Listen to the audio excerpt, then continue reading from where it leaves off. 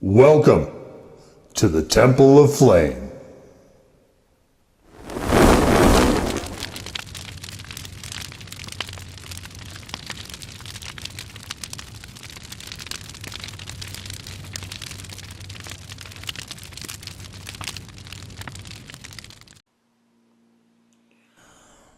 On today, Faithful Acolytes, we're doing something a little different.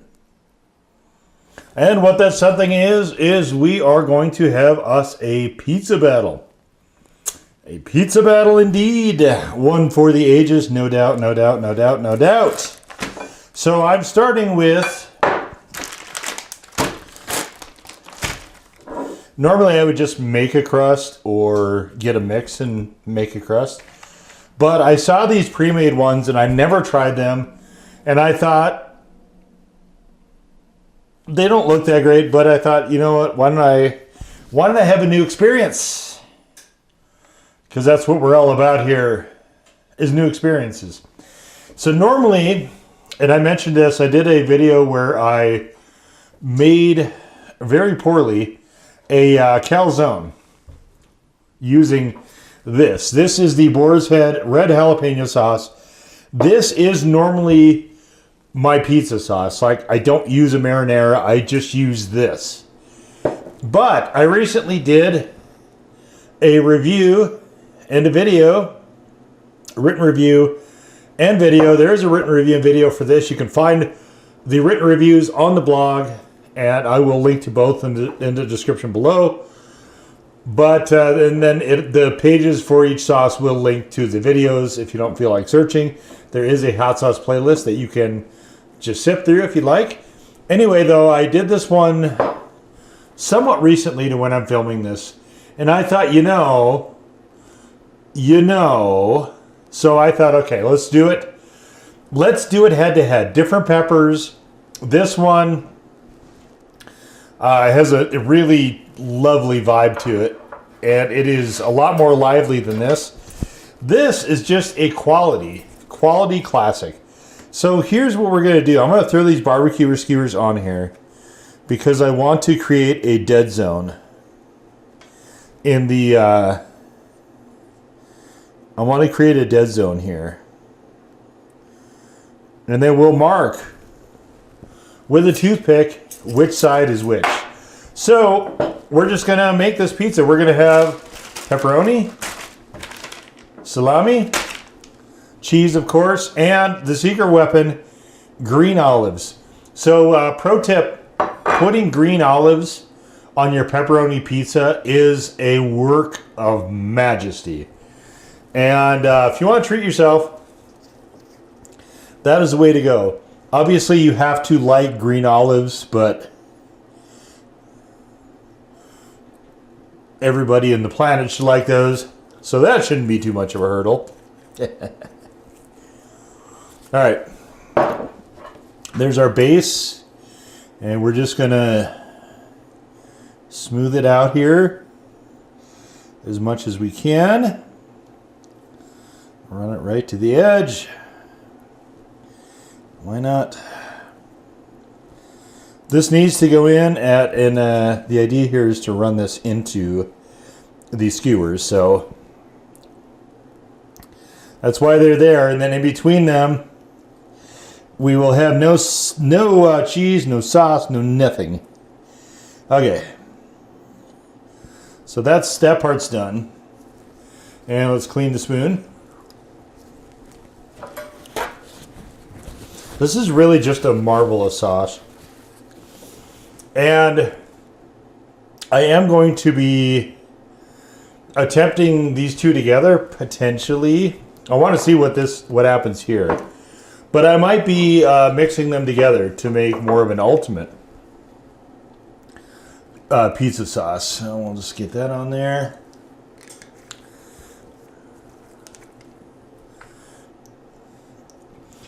When I was at the store getting these things, they have a number of different crust options in the Italian aisle, pasta aisle, I guess they call it. And so I'm sitting there doing my deliberate, my usual thing of deliberating in my head back and forth over where should I get this? Should I get that? There was another one I wanted to have for this video from a company called Stonefire, I believe. We need to throw a little bit more so that we have. Oh my God, that's a good sauce. Oh my gosh. So I want to try to make sure we have 1-to-1 sauces. This one's a bit thinner. This one's a lot chunkier, a lot more vibrant. I'm really, really curious to see what's going to happen here.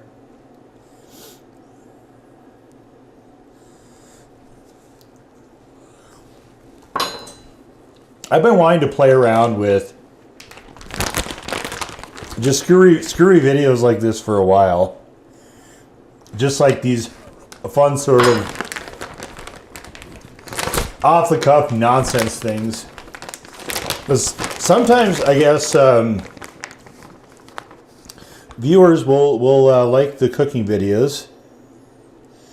And I don't always like doing them, but sometimes, like this is a really fun idea. So I'm not going to measure the cheese because that's a layer of precision that I don't think we need. We are going to keep it out of the dead zone though. And then we'll mark one of these with a toothpick. Probably, well, let's see. We'll call this one the Gindo side. We'll call it the Challenger side. Challenger side, challenging this boar's head. Get out of there. This boar's head for the throne of official pizza sauce of me.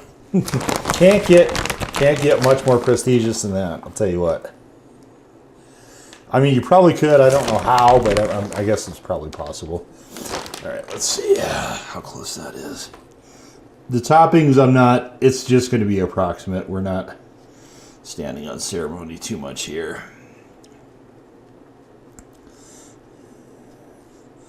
I want them to be as equal as possible, though, because, I try to always be as fair as I can. Okay, that looks pretty good. Let me make sure there's no... Okay, you're cheating. You're hanging over the edge. You can't do that. Cheating cheese. The cheese is cheating. Okay, okay, so we can dispense with these now. So you can see... Can you see? You can see here, I'll show you. You see we have a nice stripe right down the center as a dividing line. It doesn't need to be any better than that. Challenger is going to get the toothpick. Okay, so I think what we're going to do here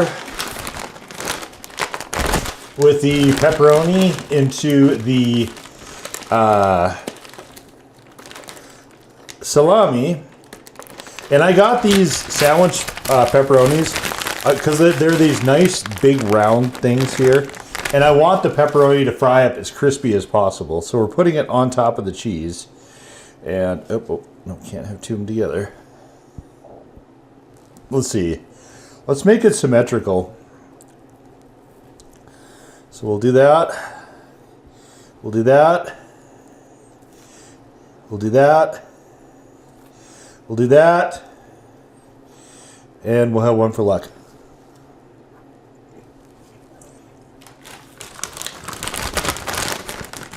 Obviously, I bought more of this and more cheese and everything else than I thought I was going to be using. For the simple fact that I do think that no matter what happens here, I probably will want to combine them just to see what happens. I got this sauce, and I don't make a lot of pizza so much these days, and so no, never mind, forget that thought. Anyway, I don't make so much of those, so I was like, well, what am I going to do with how do I open this with what am I going to do with the rest of that bottle. And I mean, I could just eat it up. And then along came this, and it just, I was like, huh. I don't want to make a calzone with this, you know, and then compare it to that. And it would be fun to probably redo that video just with a better bread base. But okay, what we will do is we'll do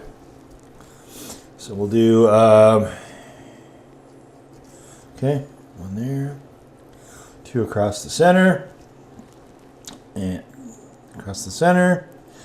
Okay, you're not supposed to be doing that. Get out of the DMZ. Hopefully I don't get a whole bunch of sauce running in the middle. I might. It's very possible. But we're trying to avoid that. And, okay, one more here. And, oh, two of these for luck. Lovely. All right. Of course, our green olives.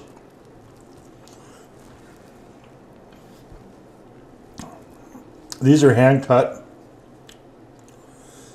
because you can buy the black ones that are oxidized. You can buy those pre-sliced, and these, however, the green ones, no suds, no such luck. And then we're going to pop it in. Pop in the 425 degree oven for like 10 minutes. Is that pretty good there? That's pretty good there. All right. I'll take care of the rest of these. So, I'm going to pop it into a 425 degree oven. I'm going to get this table sorted. Oh, you almost let me forget. You almost let me forget. Let's put one here. And just in case, why don't we put one here. All right. 2 toothpicks on the Challenger side. Anyway, we're going to throw this in a 425 degree oven for 10 minutes. See how she flies. I'm going to clean this up while we're doing that. And then we will reconvene right here. Okay, I just took this out. So it's got to rest a little bit, but I want to show you what happened with our dead zone. You can kind of see it's made little arrows there. One of the cool things about thin crust pizza is that you don't really have to wait for it to settle. You can just get into it right away if you can tolerate the heat. So we're going to be doing that momentarily. And of course, as you can see, we're back. Here's what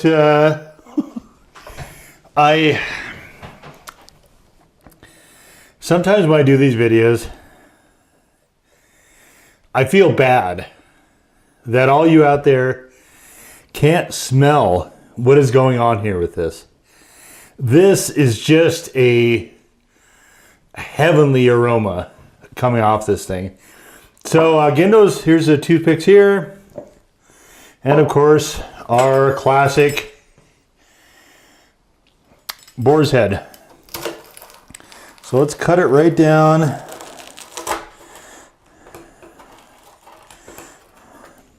One of the nice things I will say about this is I hope this crust is at least decent, because if you've ever worked with raw dough, you know that getting it off of the paddle when it's raw dough and slightly sticky can be kind of a pain.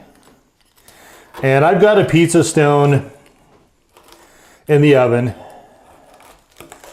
that, you know, you preheat the oven, but then you've got to let the pizza stone come up to temperature. So even though the oven might say 425, you still got to wait another 10 to 30 minutes, give or take whatever temperature. If it's a higher temperature, you'll have to wait longer. But you have to wait for the stone itself to get up to that same temperature.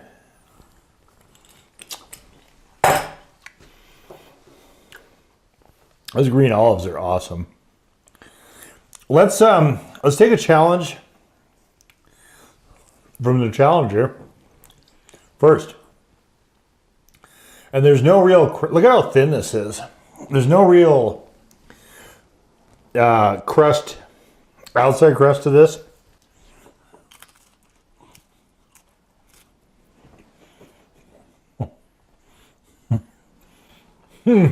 Wow. Oh my gosh. Wow. That is. Oh. Oh. So this is a fairly salty pizza with the cured meats and the olives. And the mozzarella. In hindsight, I maybe should use like a buffalo mozzarella, or fresh mozz. But that sauce is doing a very nice job of balancing this.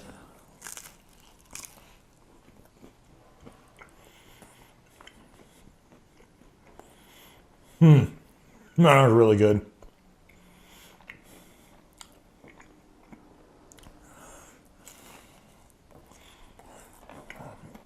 Most hot sauces will not work well as a pizza sauce. These two work phenomenally.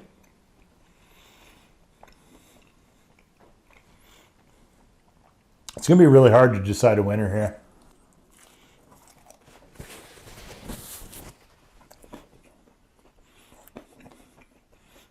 These are they're like a cracker crust almost. You get 3 of them for like $3 or $4.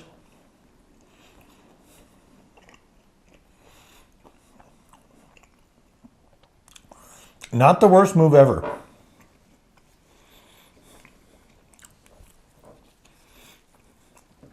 Okay. On to the boar's head.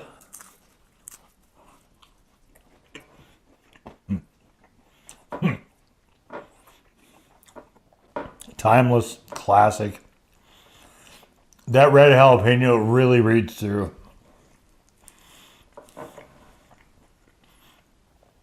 You can't go wrong either way.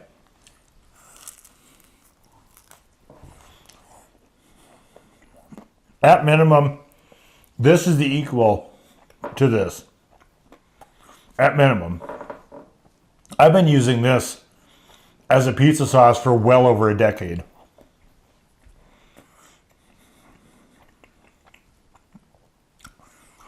It is the most thoroughly tested, tried and true sauce that's on the blog by a long way.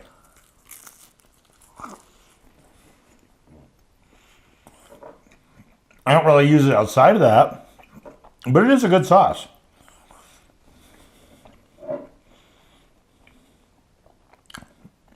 I think you're going to be, not particularly hot, but my God, it's so good. From a flavor perspective, you're going to have a hard time beating this.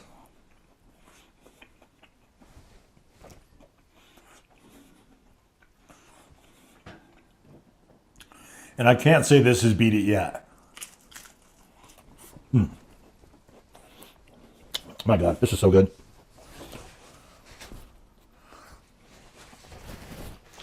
I have some pretty strong flavors here, and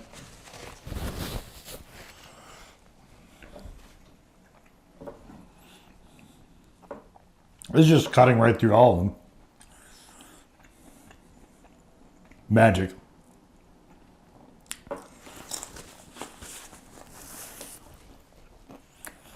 Well, okay. Uh-oh.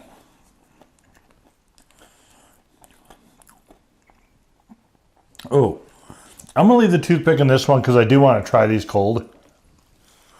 I love cold pizza. I don't know about you. I love cold pizza. I guess the test won't be complete until I have some of this cold. Oh my God. That fresh roasted red pepper flavor in there is fantastic.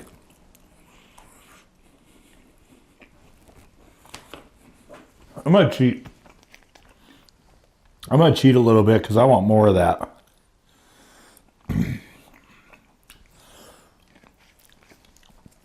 I don't ever have to do that with this one.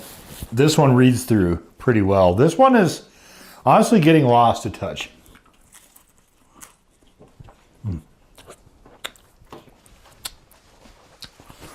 Attack of the pepperoni. No, that was a salami. Attack of the salami.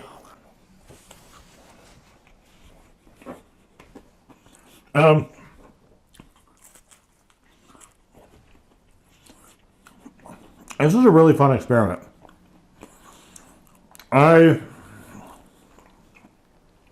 From a culinary foodie perspective, I am so glad I did this.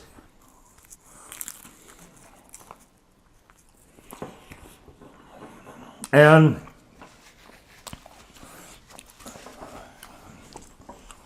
like always,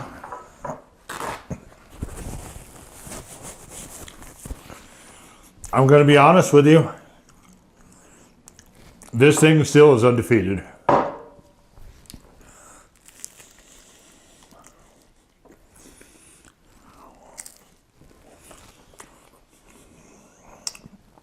An excellent song.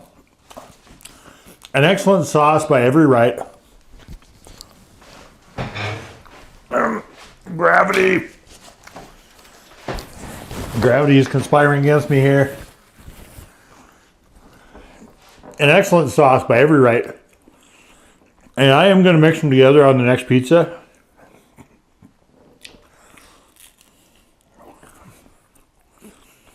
Side by side, head to head. Even with extra sauce, this thing still remains supreme. Although I would definitely prefer to have this on a sandwich. And if you're making maybe didn't have all these heavy meats in there,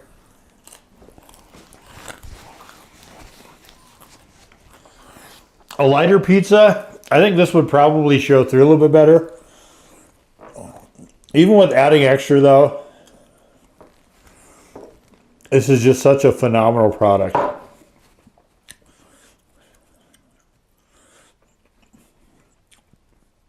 I sometimes think, there's no way for me to calculate it anymore, but I sometimes think maybe what would be kind of cool to do is a most purchased sauce. And if I ever did do that, this one would surely be in that conversation. Yeah, I'm quite full. I'm quite full. This is the third video in a row that I've filmed, so I'm a little full. But I will say this. This was an absolute blast to do.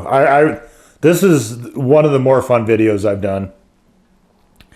And that was what I was talking about in the end of the blog 2025. I want to get to do more just off the cuff fun things like this. That's really kind of what I'm hoping to get to a little bit in 2026. So, but anyway, the fundamental question has been answered.